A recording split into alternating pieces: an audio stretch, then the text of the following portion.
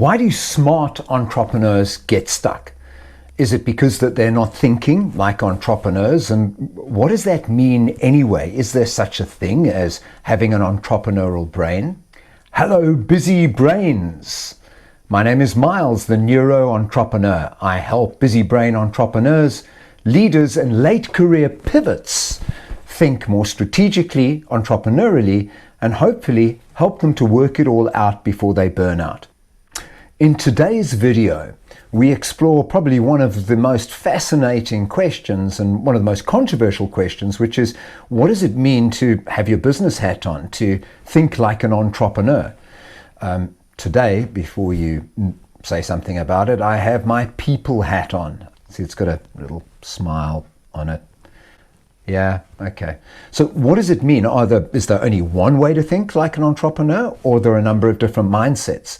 For instance, entrepreneurs are often taught that they have to go and explore and find opportunities.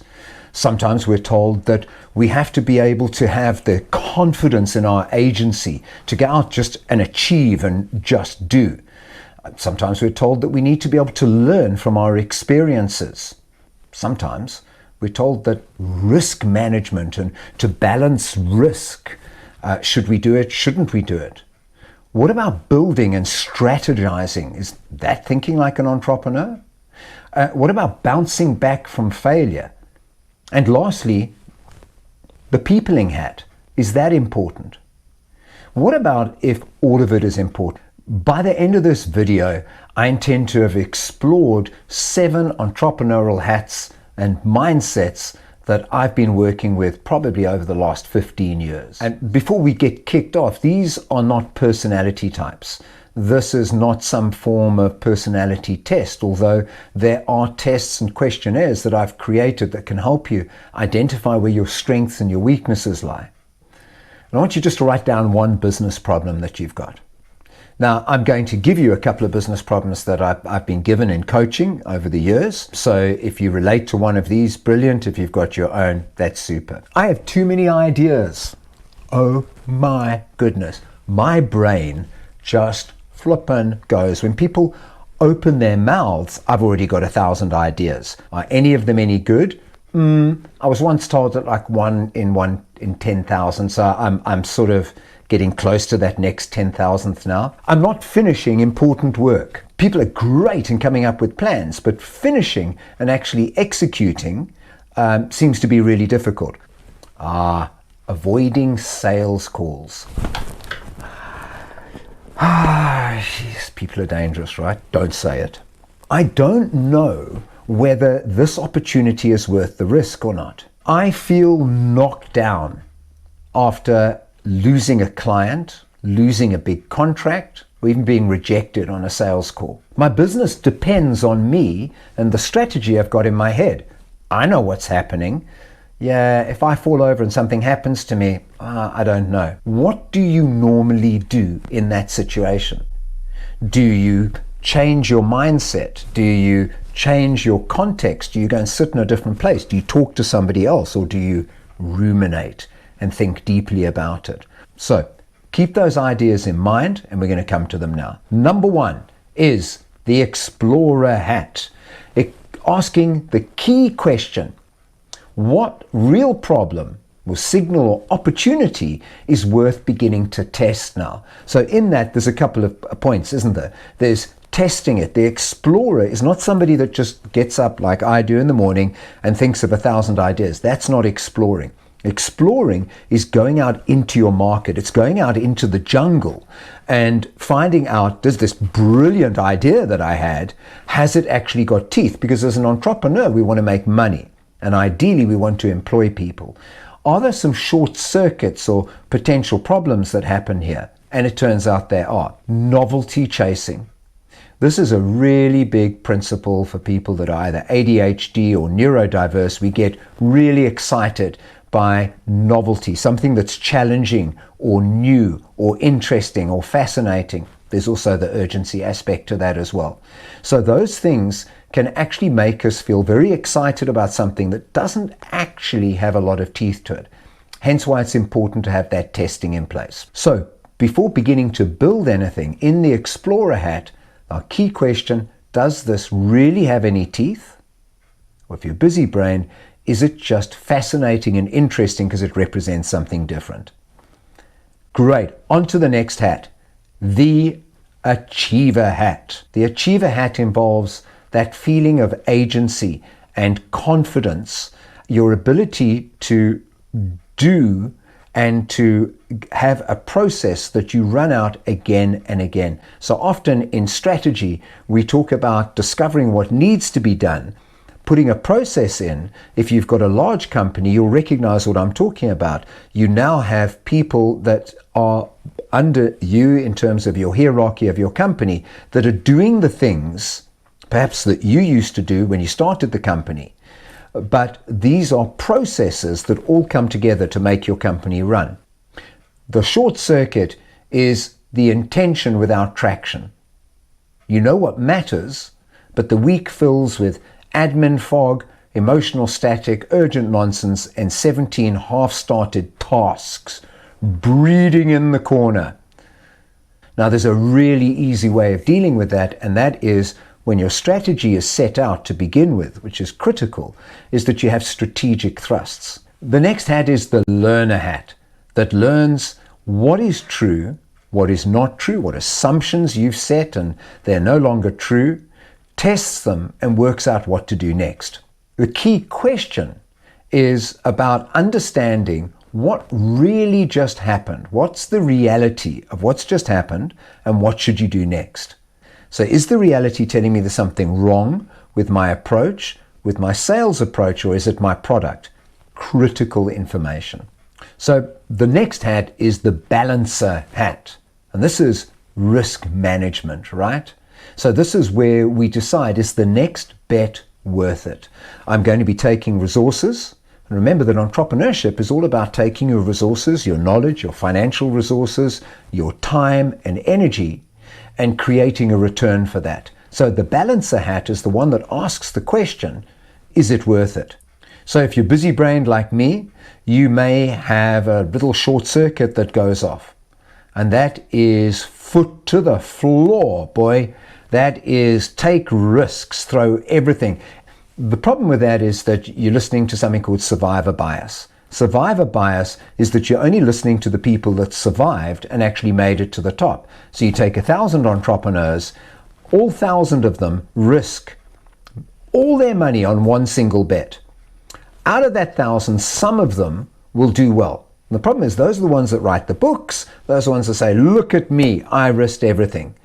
But when you start digging a little bit deeper into the research, good entrepreneurs are ones that are able to balance their risk a little bit more. They don't throw caution to the wind until that right opportunity comes along. So the short circuit for the Balancer Hat is pedal to the metal, full steam ahead, risk everything, burn the boats, or it's freeze, analysis paralysis.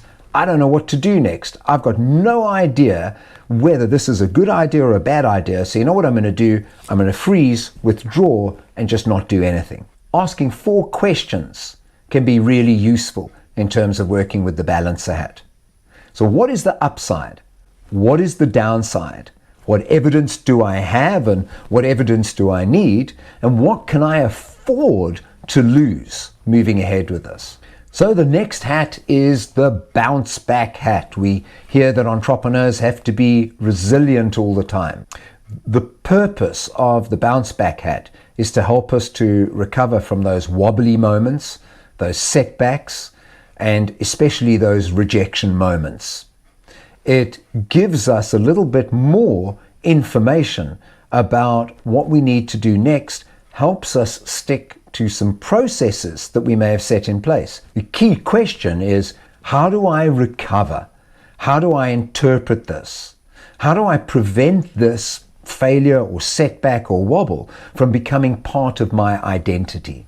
Our busy brain short circuit in this regard is that we may end up over-interpreting signals.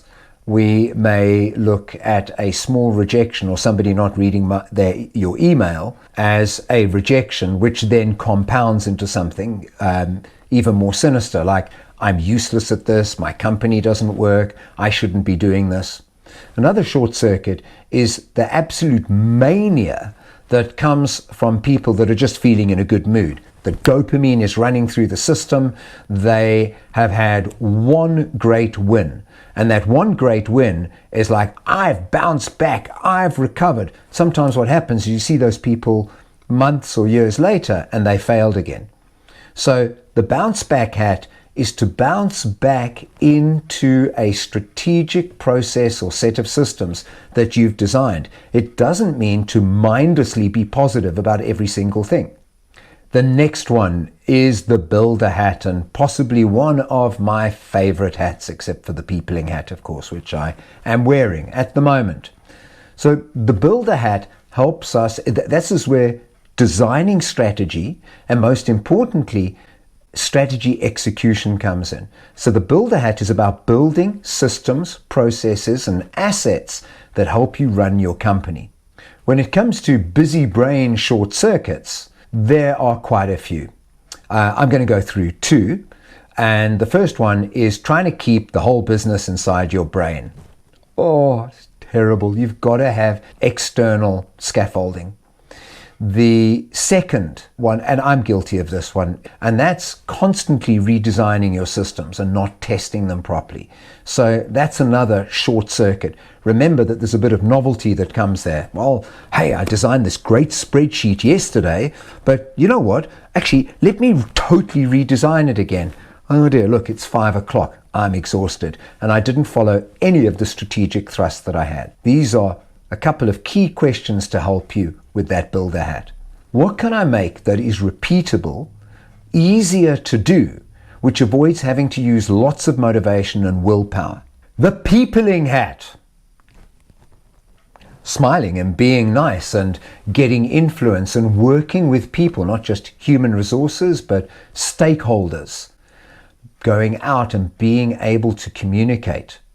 So the peopling hat is definitely something that you can learn how to use.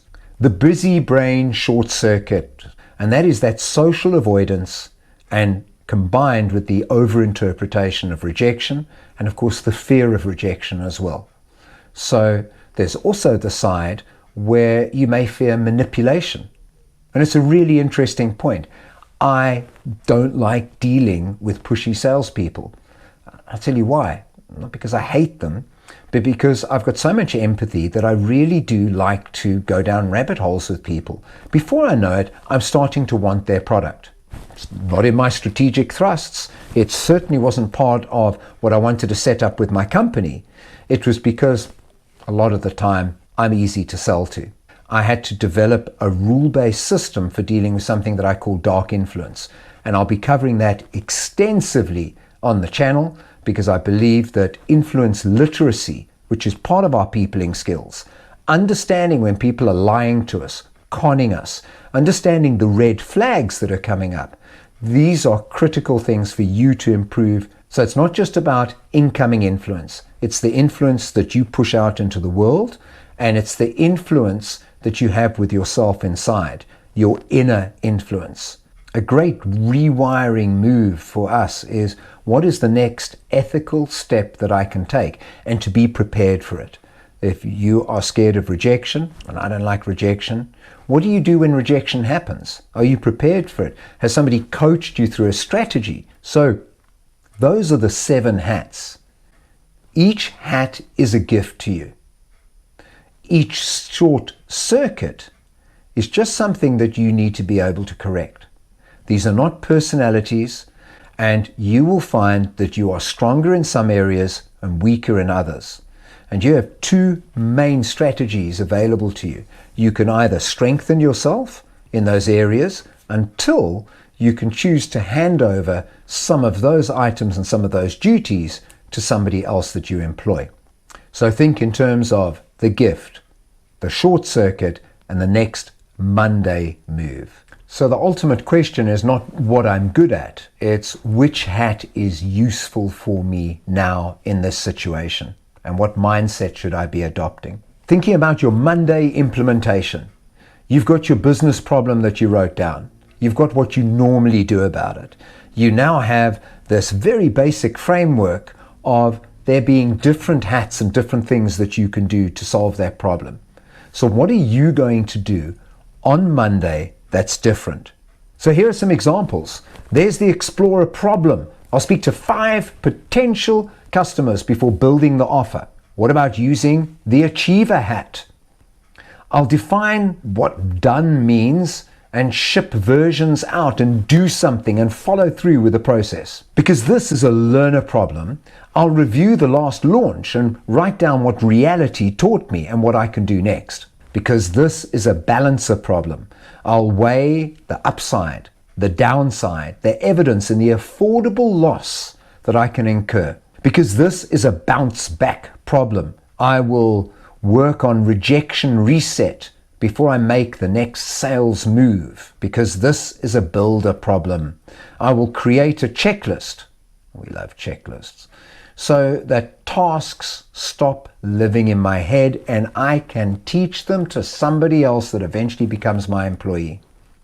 Because this is a peopling problem, I'll explain the value in one clear sentence and follow that up with 3 people. Now, turn away from the screen for a moment and write down 3 things that stood out for you and that you remember from what we've done today. Take one of those things and turn that into an action, because insight without action is just a decorative and interesting thought. If you found this video useful or helpful, maybe hit the subscribe button or click like. Why don't you put a comment in about some of the hats that you've been using and what you think about them? My name is Miles Harrop. Thank you so much for being part of my journey today, my entrepreneurial journey. And remember that chaos is not the enemy. Unstructured chaos is. Together, let's develop simple strategies for busy brains.